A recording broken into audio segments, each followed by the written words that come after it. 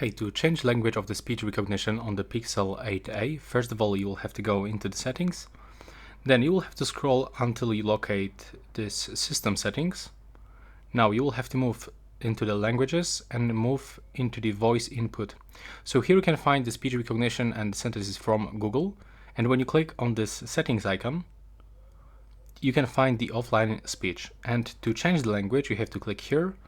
And now, as you can see, in my case, I've got English. But if I want to get, for example, the German language, I have to click here and I have to tap on the download. And to do this, you have to be connected to the Wi-Fi or mobile data.